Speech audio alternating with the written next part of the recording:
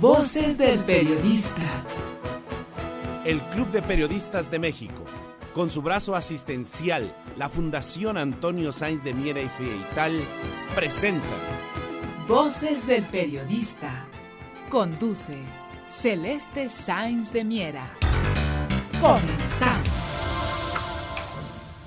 ¿Qué tal amigos? Muy buenas tardes, bienvenidos a su espacio Voces del Periodista a través del portal maravilloso de Anunciación que dirige la muy querida Tere García Ruiz. Un privilegio el que ustedes nos dan con compartir la vida, queridos amigos, que es lo que hacemos. Y bueno, pues qué mejor que la vamos a compartir con inteligencia, con análisis, con capacidad y calidad del maestro Rodolfo Sánchez Mena.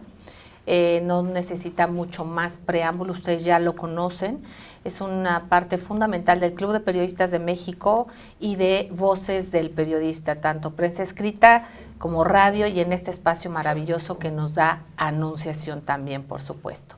Hemos dado seguimiento a través de la voz del maestro Rodolfo Sánchez Mena y de otros actores que han dado su voz y su visión desde el propio terreno michoacano, y del diferente contexto también desde el ámbito internacional. Hemos escuchado a través de la radio la voz del profesor Michel Chossudovsky, quien es parte también fundamental del Club de Periodistas de México, de su representación en Canadá, pero básicamente y también en el contexto internacional de lo que está pasando con estas guerras no convencionales, las lecturas que debemos dar ya fundamentalmente de manera internacional, con una visión hacia afuera de México también. Y en este contexto, pues qué mejor que el seguimiento que se ha dado con el maestro Rodolfo Sánchez Mena. Recapitulo, también por ejemplo el maestro Andrés Ruiz Furlong lo ha hecho yendo a campo, platicando desde que empezaron a darse a conocer estas las guardias, las juntas de la sociedad civil para protegerse, las guardias comunitarias, y de alguna u otra manera el ver las diferentes vertientes, más allá de los intereses que también hay detrás de todo ello. Pero entonces he escuchado la voz del pueblo, de la gente que está entre esos fuegos, digamos, y que tiene que seguir con la vida cotidiana. Independientemente de esto, es el México de afuera y el México de adentro, es una cuestión binacional básicamente, pero también vamos a enrocarla con todos los lenguajes y lecturas que se dan en el contexto internacional y los intereses que se ven a través de ello. Las decisiones del comisionado Alfredo Castillo mantienen discrepancias sensibles con integrantes del Gabinete de Seguridad. Vamos a preguntar al maestro Rodolfo Sánchez Mena, pedirle el que nos diga por qué puede haber entre telones y cómo vamos a hacer las lecturas y el contexto en el ambiente que se vive por los intereses de energéticos, por la cuestión de fronteras, por todos los reacomodos que hay. Nos damos cuenta que está bien realizándose una gira importantísima de Vladimir Putin por América Latina. Vamos viendo los contextos internacionales. También platicaremos próximamente con el maestro Antonio Hershenson con lo que pasa y la acción que está teniendo, por ejemplo, la India también, hablando de los BRICS, ¿no? Entonces, es importante y es fundamental dar seguimiento a todo esto, y yo le pido y le agradezco enormemente al maestro Rodolfo Sánchez Mena si así lo hace. Gracias. Muchas gracias de nuevo por la invitación.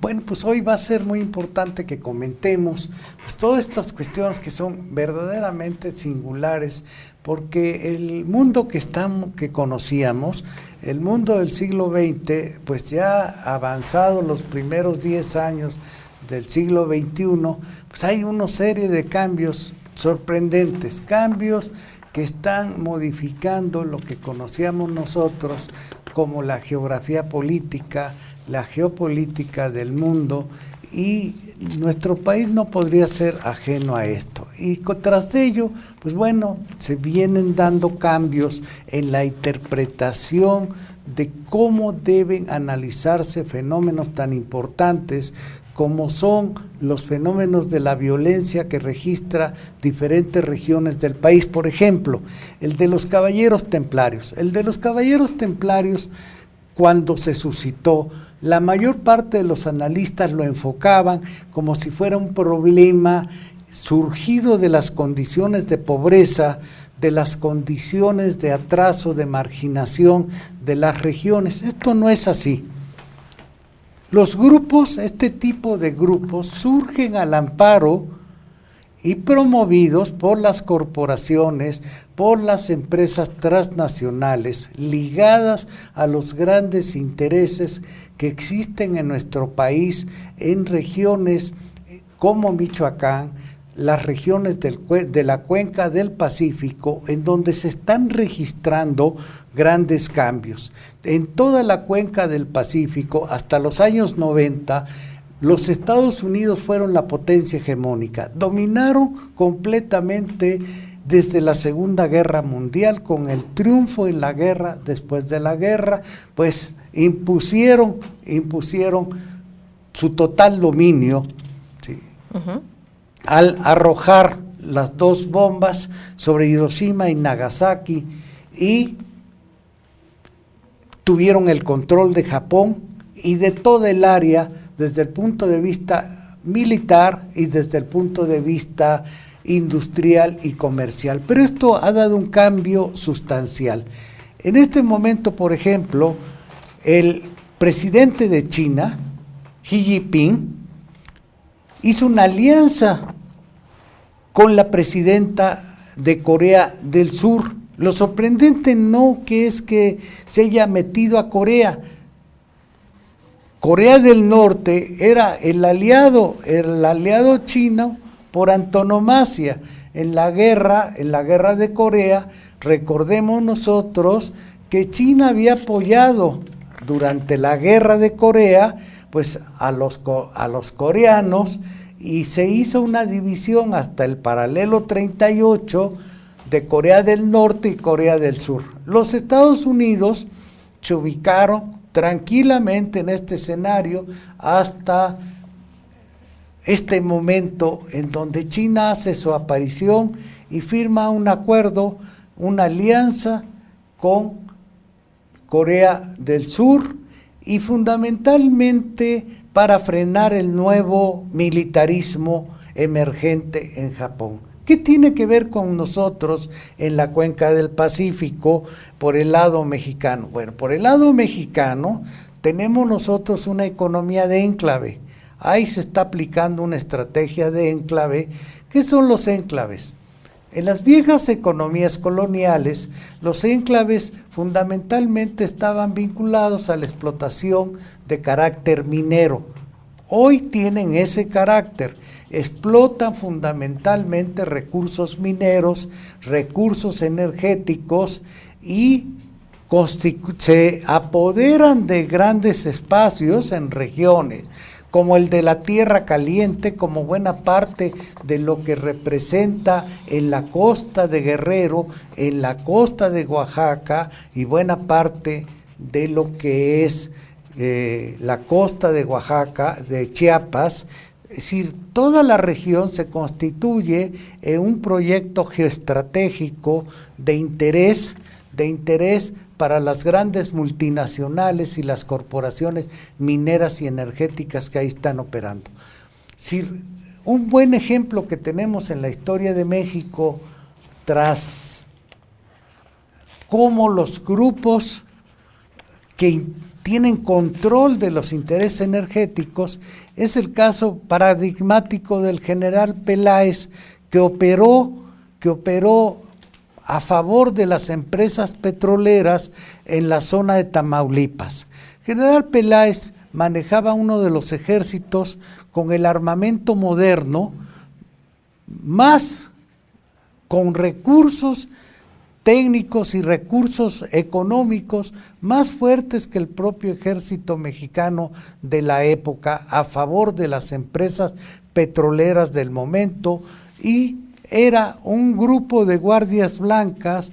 Hoy los veríamos nosotros como un grupo paramilitar del mismo signo que los Zetas. Los Zetas estaban en la región de Tamaulipas, Nuevo León, en la cuenca en la cuenca de Burgos, donde tenemos grandes recursos gasíferos, gas shale y petróleo shale, ¿sí?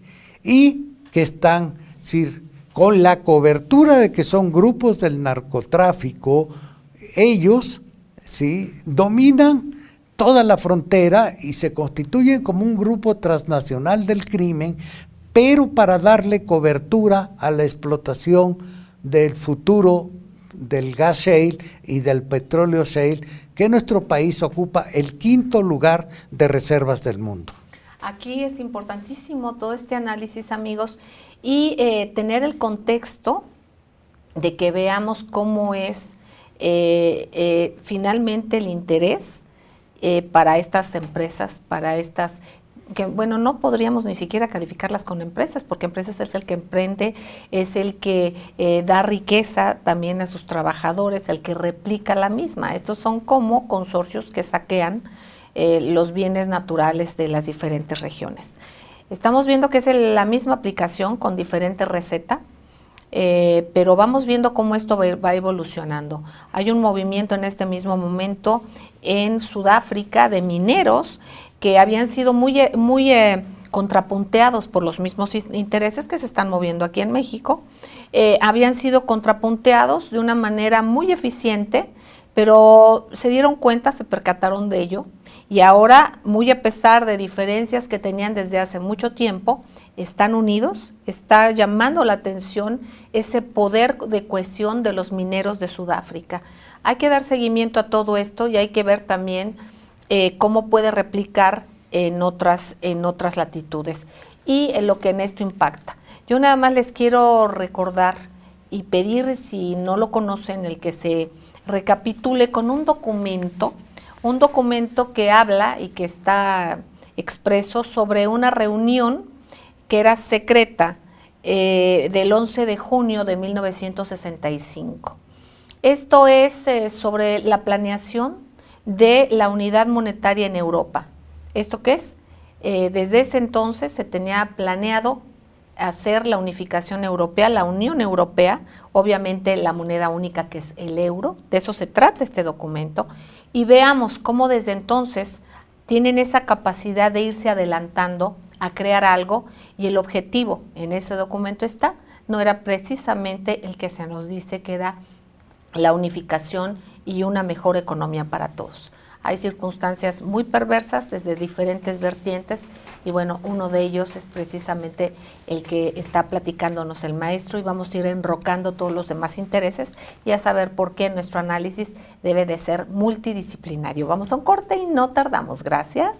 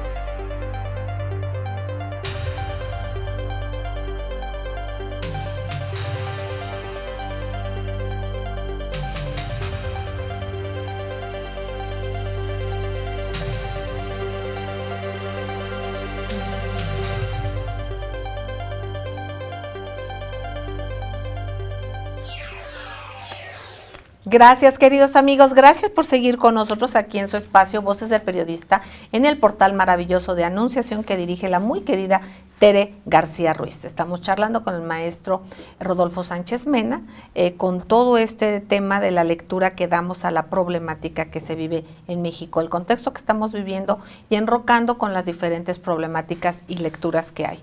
Hablábamos precisamente sobre leer todo lo que hay detrás de un movimiento tan importante cuando hay un giro en la economía mundial. Y estoy hablando de la creación de la Unión Europea.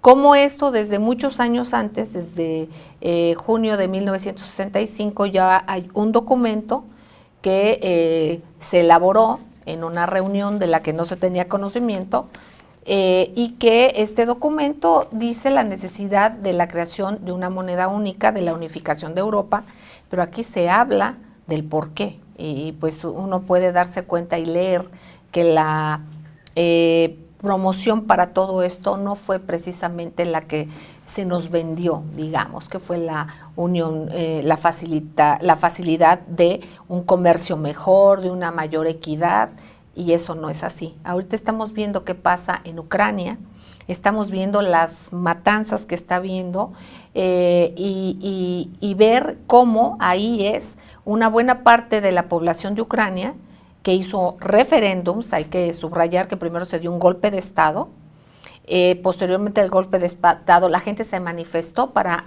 unirse, adherirse a Rusia. ¿Por qué? Porque no quieren pertenecer a la Unión Europea por la aplicación de la política económica neoliberal.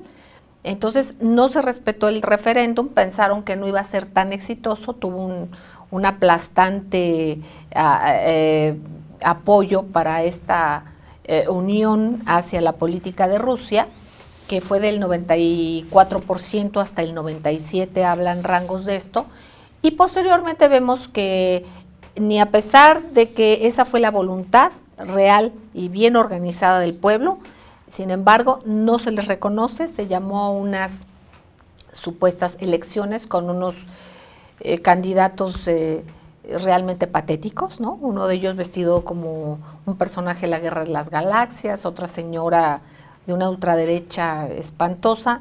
Vemos que ya ahí mismo en Ucrania se habla con la suástica. Hay quienes desde parte del propio gobierno portan la suástica, y tienen una visión totalmente fascista.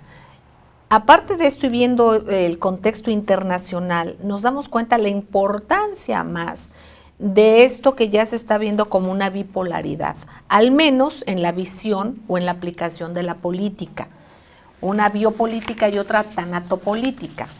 Entonces, aquí yo le pregunto, maestro, este recorrido, esta reunión, esta próxima participación, la sexta cumbre del BRICS y todo esto que se está llevando a cabo, el que ya se declaró que tienen que dejar a un lado la dependencia absoluta al dólar, el crear un banco propio para no estar dependiendo del Fondo Monetario Internacional, que va dictando políticas de economía, que va teniendo una potencia supranacional a los países, aplican esas políticas, pero después no funcionan y después invaden esos países, los destrozan y después pues hay que prestarles al propio país que se destrozó para ayudarlo, y entonces viven los países endeudados.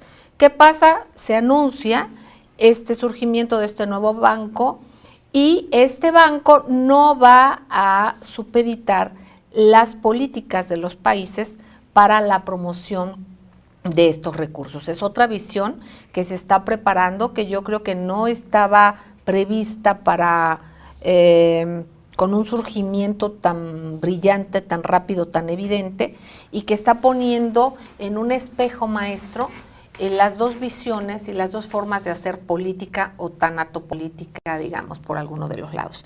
Yo le pregunto sobre esta participación de esta sexta cumbre con los dirigentes de la India, de China, Sudáfrica, también Argentina, Brasil. Está participando ya Argentina en esto. Entonces, yo le pregunto y le pido, por favor, el que nos enroque cómo se van armando todas estas, rompecabezas. Hoy América, el continente latinoamericano, somos un continente en términos económicos, en términos culturales, tenemos el mismo origen, diríamos que está de moda, representa un gran atractivo, tenemos riqueza, maestro. Tenemos riqueza, tenemos cultura, tenemos riqueza, tenemos una gran diversidad en materias primas estratégicas, fundamentales para la geoeconomía, como son aquellas materias primas que están dirigidas a la producción de armamentos estratégicos para los ejércitos modernos. Quisiera yo nada más, y agradeciéndole a usted, maestro queridísimo, y a ustedes, amigos, poner en contexto algo importantísimo y fundamental que es el ser humano. Sí. Estamos viendo esta acogida que se está dando, por ejemplo, en Rusia, de la gente que huye de Ucrania, y estamos viendo este rechazo hacia ni siquiera adultos, a niños, víctimas por todos lados, que están siendo expulsados y que vemos una visión totalmente diferente. Yo le pediría también en este contexto de violencia, de guerras no convencionales, el decirnos también las lecturas que se pueden tener también de la percepción, ya que estos últimos años se ha vivido a partir de las percepciones, la guerra no convencional, la utilización de los medios, pero hay algo que ya rebasa y que son estas realidades. Bueno, se da en este contexto de una serie de cambios muy profundos que se están dando en este momento, que grandes grupos se están desplazando de Centroamérica hacia los Estados Unidos como nunca se habían presentado. Y ya lo habíamos tocado en pasados programas, tanto de radio como de televisión. Aquí se destacó por primera ocasión como 50,000 niños mexicanos que expulsaron a sus padres están en manos del Estado norteamericano. No nada más se trata de niños que han llegado a los Estados Unidos caminando, atravesando de sus países hacia los Estados Unidos, sino también aquellos que ya vivían en los Estados Unidos y que sus padres fueron expulsados. ¿Qué está sucediendo? Primero, tenemos que aclarar qué cosa queremos decir cuando estamos hablando de niños. La niñez es un invento de la sociedad industrial. Los niños no existen como tal. Este niño que nosotros vemos, producto del manejo ideológico de la propaganda tipo Walt Disney, que está viendo la televisión, eso no existe. Si nosotros... Y que por cierto se detuvieron a un grupo de pederastas precisamente de estas corporaciones que abusaban de chiquitos. Perdón, maestro. Pero lo que nosotros... Se acaba de dar eso. Perdón, sí.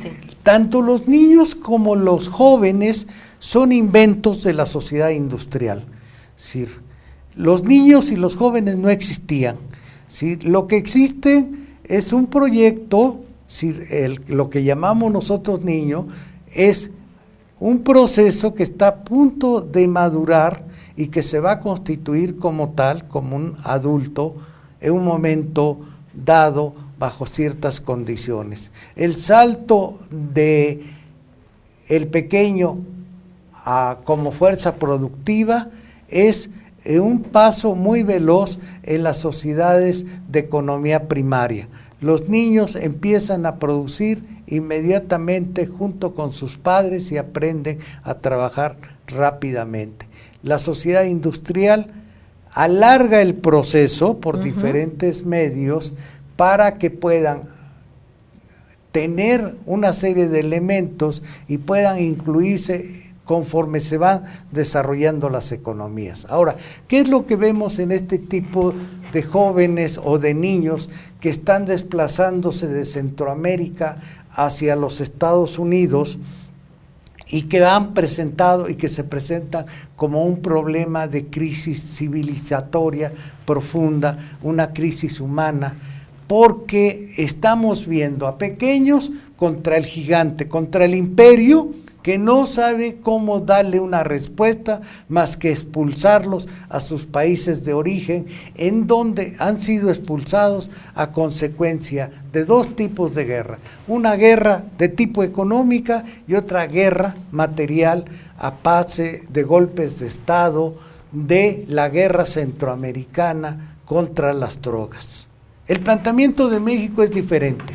El planteamiento en el proyecto Sur que está manejándose por parte de nuestro país tiene un cambio sustantivo. Sí, están hacinados prácticamente en campos de concentración todos los niños en los Estados Unidos, y por miles han llegado 174,000 en el año 2013, y de ellos han expulsado 70 y tantos mil, y todavía de ellos han empezado a moverlos en avión a sus países. Al Salvador, por ejemplo, en El Salvador, los Estados Unidos con los contras, que eran grupos paramilitares entrenados por ellos, formaron ahora lo que se llama maras salvatruchas.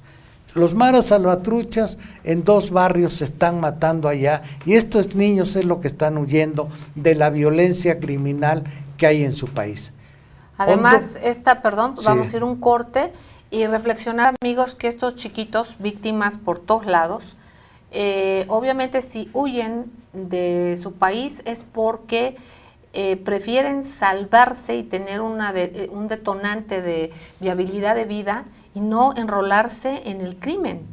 Entonces, de muchas maneras son victimizados, son víctimas, y sin embargo no se tiene una infraestructura de un entendimiento humano, humanista, para esta problemática. Vamos a regresar con el maestro Rodolfo Sánchez Mena y entender cómo es posible que cuando hay una tragedia humana de este tamaño, y como tantos niños asesinados en Gaza, como tantos seres humanos igualmente violentados en Siria, en Irak, en Libia, en tantos lados desgraciadamente del mundo, por recursos naturales, la mayoría de las veces, o por cuestiones geoestratégicas de intereses de estos consorcios internacionales, la mayoría de las veces,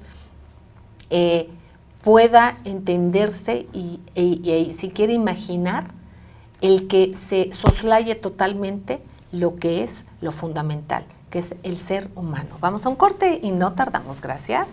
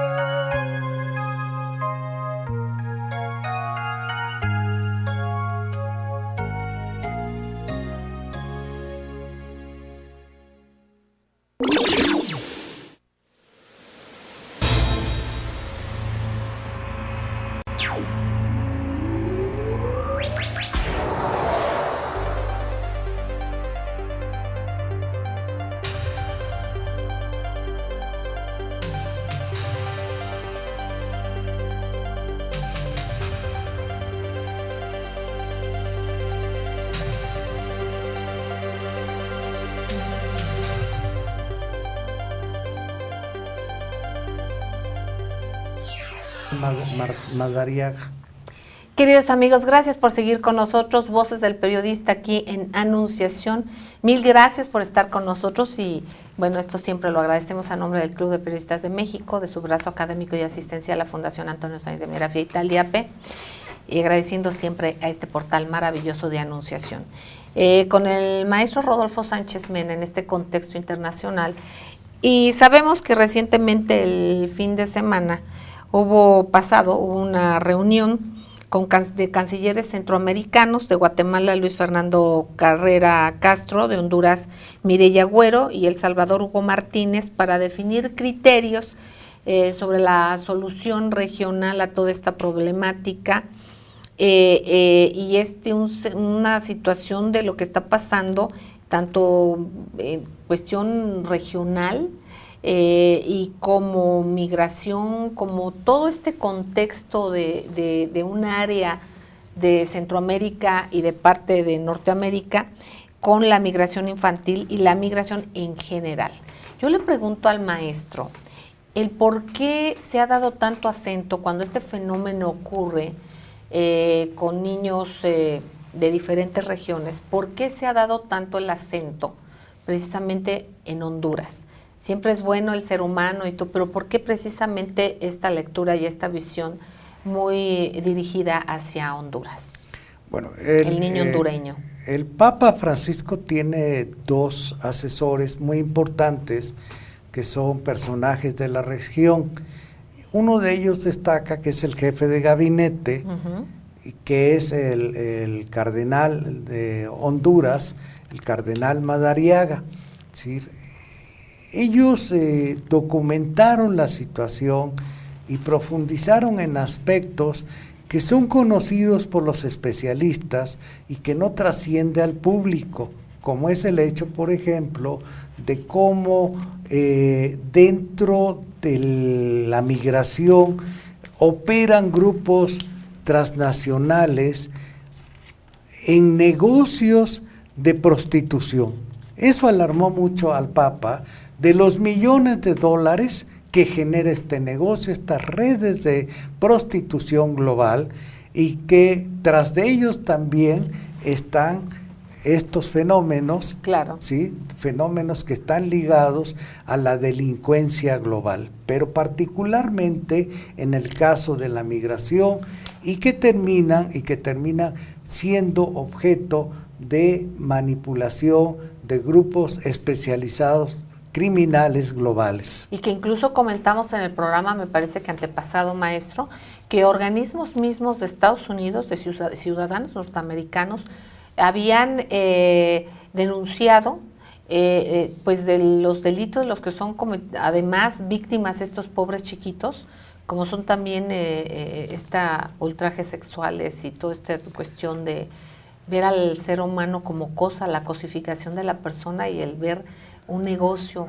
Sí, no escapa esto, o sea, no es una cuestión nada más de la región, es una cuestión global en donde la explotación de menores, o sea, está ligado a modernos fenómenos de esclavitud que creíamos nosotros que ya estaba superado y que las Naciones Unidas pues está revisando nuevos aspectos de esclavitud y que están ligados desde en cadenas globales, negocios modernos que están enfocados a la explotación a todos aquellos que no tienen opciones en sus países y que están desestabilizados por estas circunstancias de un proceso de cambio profundo que está viviendo el mundo.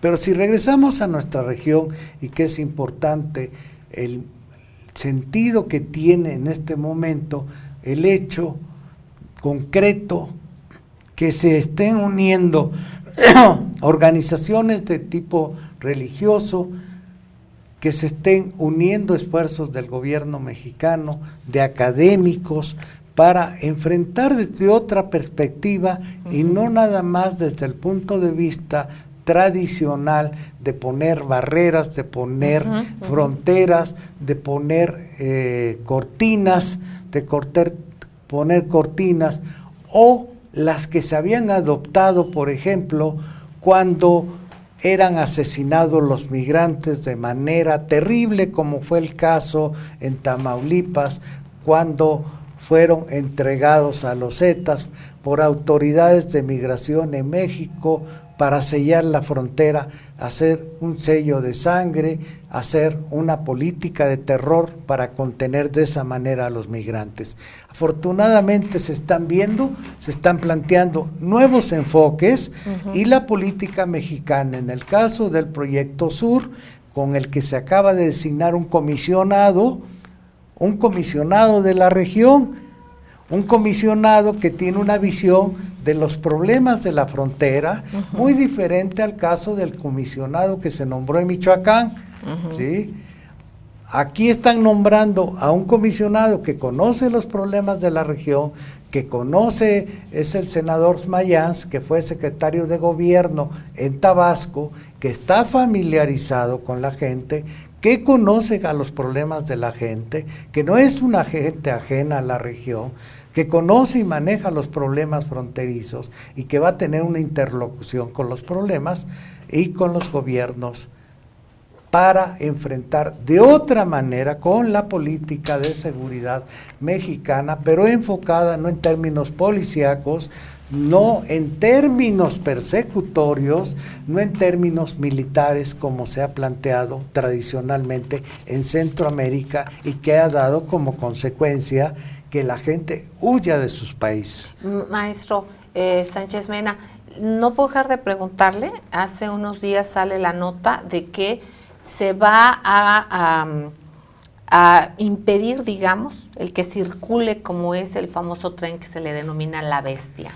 Aquí ya está sonando un corrido para inhibir el que la gente aborde La Bestia. Por otra parte, no sé si sea coincidencia, sea falta de mantenimiento deliberado o no, o qué es lo que suceda, que ha habido en una semana más de 8 descarrilamientos de este tren de La Bestia.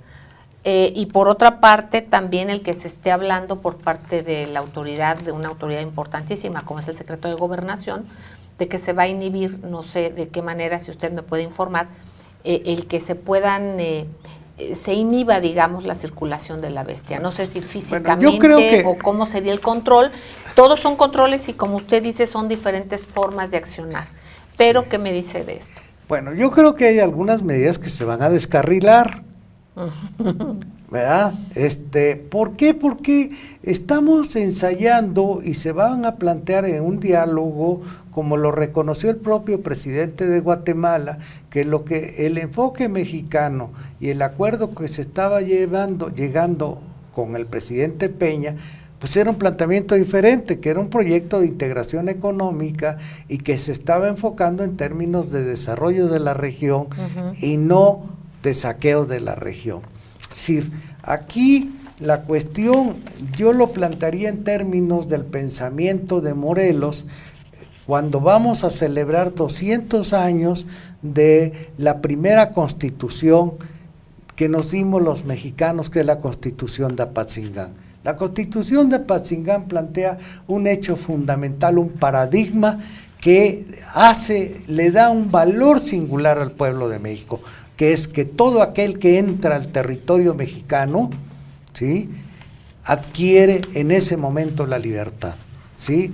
Quien es perseguido, quien viene huyendo a nuestro país, lo recibe con los brazos abiertos. Y yo creo que ese principio singular que nos distingue en el concierto de las naciones, en este mundo global en donde todos los países estamos aportando valores para su construcción, el pensamiento de Morelos, la Constitución, que nos dio libertad a los mexicanos y que tiene ese paradigma fundamental.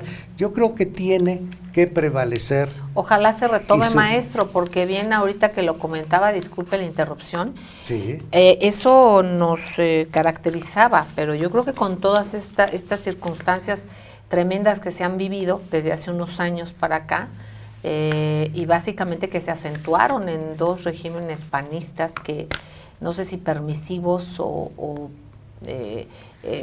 haciendo a un lado sus obligaciones, siendo omisos, o yo no sé qué otra cosa pudiésemos pensar, pues realmente lo que se ve de México no es esa recepción que caracteriza y que es la voz y este principio de Morelos. Ojalá se retome y que lo que se esté haciendo realmente sea por esto, porque es el ser humano, ¿no? Yo estoy convencido que lo que tiene que permear en estas situaciones son los altos valores nacionales. Es lo que tiene que permear. A ver cómo y de qué manera se hace y se logra, que se logre, ojalá. Porque son los valores de los mexicanos, claro. Son los que nos identifican como tales y que nos reconocen frente a los demás pueblos y que son valores también, valores universales. Es lo que debemos hacer.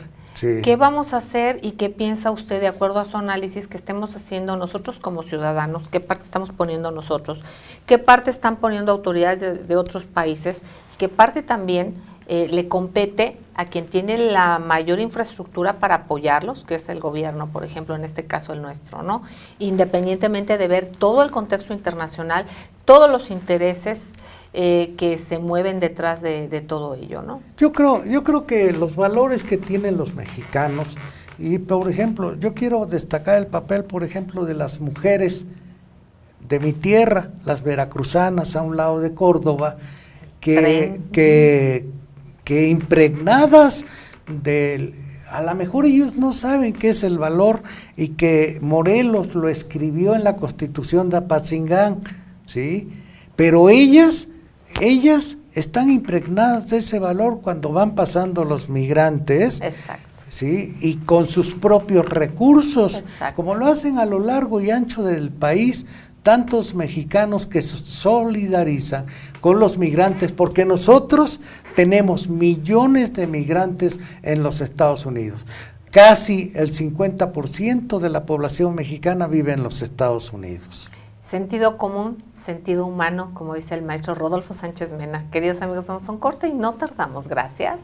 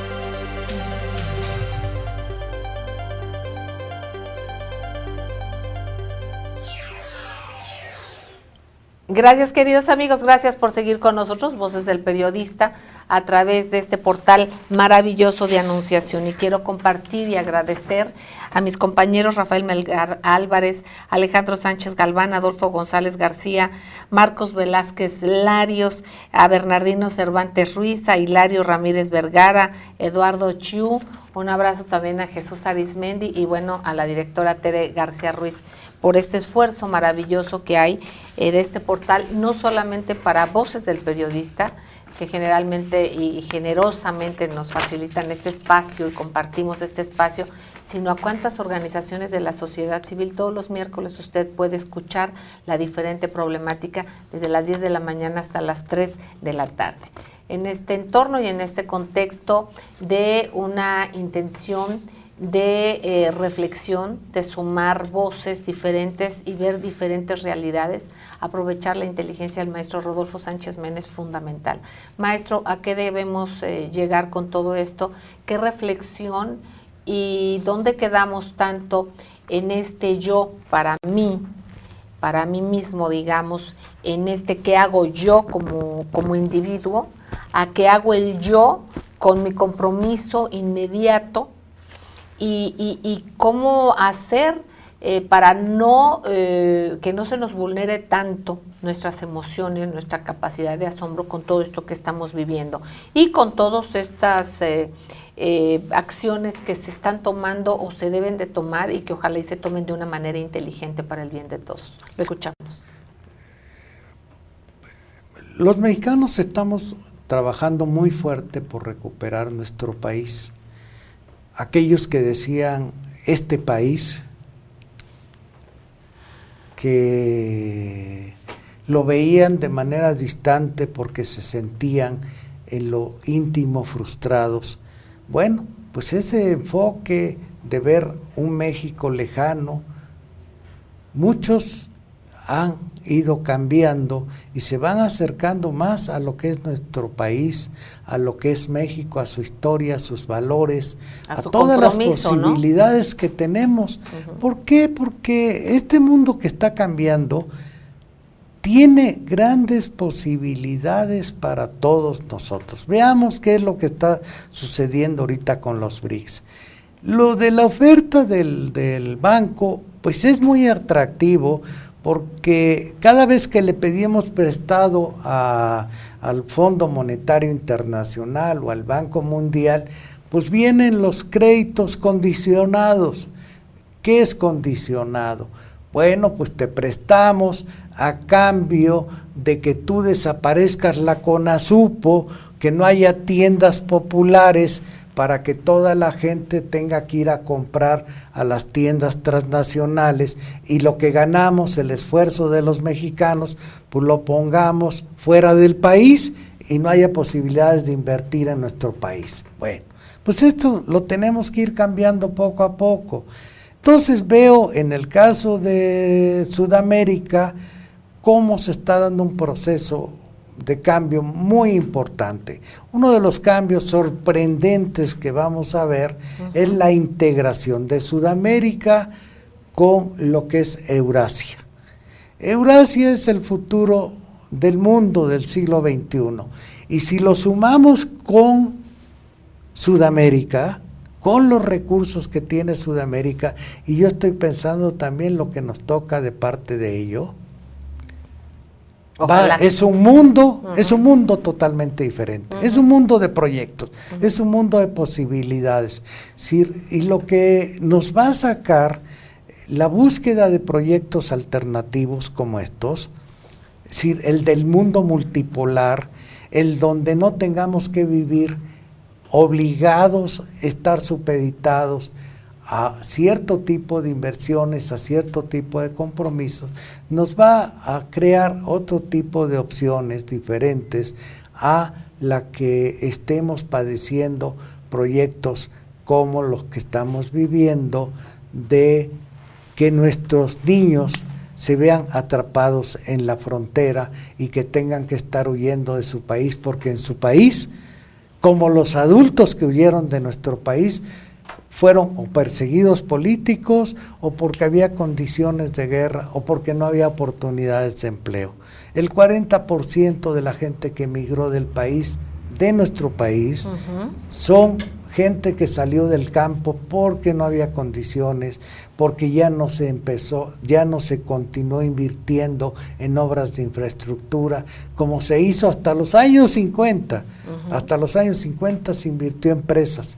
El sur no tiene presas para contener y para regar millones de hectáreas que tenemos disponibles para producir los alimentos que compramos en otras partes. Esas políticas nos condicionaron. Qué bien que los BRICS estén creando un nuevo banco, como van a crear también un banco de energéticos.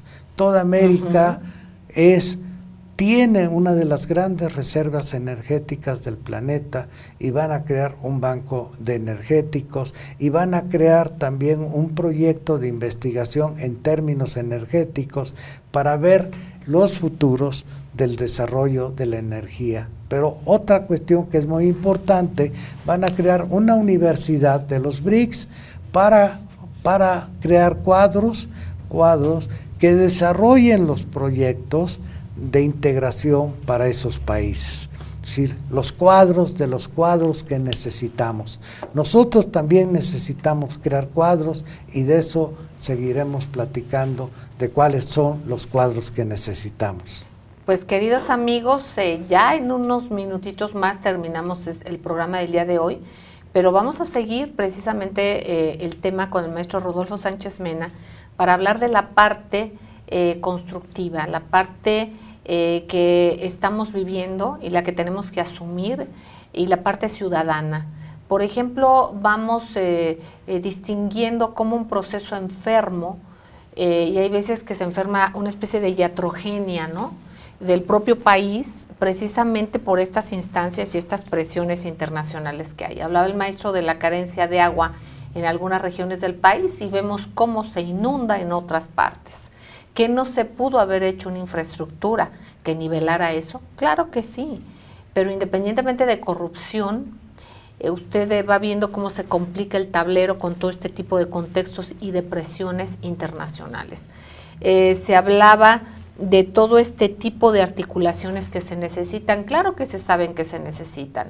A mí me da pena estar hablando, por ejemplo, del mundo que va cambiando, y que vayamos dejando a un lado el dolor de un niño, no de miles de niños, de un niño.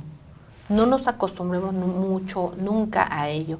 Es por eso fundamental el ver los próximos programas con el maestro Rodolfo Sánchez Mena para hablar de esta recomposición de cuadros. Pero también no pensar que solamente depende de autoridades como tenemos entendido hasta ahora las cosas. Hay que ver desde nosotros cómo podemos incidir, y que recobremos a ese niño que está sufriendo ahora, pero también a ese niño nuestro, al niño que tenemos adentro, al niño que es inmensamente feliz o tremendamente vulnerable a una reacción, al amor, a cualquier sentimiento que nos haga precisamente crecer. No dejemos de ser niño, porque los niños siempre van a tener la opción y el horizonte de crecer. Y al mismo tiempo cobijemos, arropemos e indignémonos de lo que está pasando con tantos niños, estos niños centroamericanos, mexicanos, también los niños víctimas en Ucrania, en Gaza, en Siria y en tantos lugares. Vamos a ver de qué manera nosotros también y como ciudadanos tenemos que encontrar la fórmula de ir recomponiendo todo esto. Y yo reitero y repito que nosotros somos consumidores, así nos ven, Somos personas antes que nada, lógicamente. Pero finalmente nosotros tenemos un gran aporte y somos quienes estamos aceitando desde abajo. Desde el más humilde tiene una contribución para todos estos grandes consorcios. Hay que repensarnos y potenciarnos también y nosotros saber la responsabilidad que tenemos desde los diferentes ámbitos y las diferentes posibilidades. Una de ellas es informarnos de manera plural. Gracias por compartir la vida con nosotros, que eso es lo que están haciendo y lo que nos permiten entregarles a ustedes. Muchísimas gracias, los queremos mucho. Escuchen Voces del Periodista en radio también de lunes a viernes a través de las frecuencias en el Distrito Federal, la Ciudad de México, las 760 de AM, pero también que replica y tiene repetidoras en el interior de la República, también gracias a las frecuencias del gran grupo Radio Turquesa, así como a las frecuencias de La Pantera. Estamos en contacto, un abrazo, les queremos mucho, maestro Rodolfo Sánchez. Muchas gracias. Muchísimas gracias, hasta la próxima, gracias.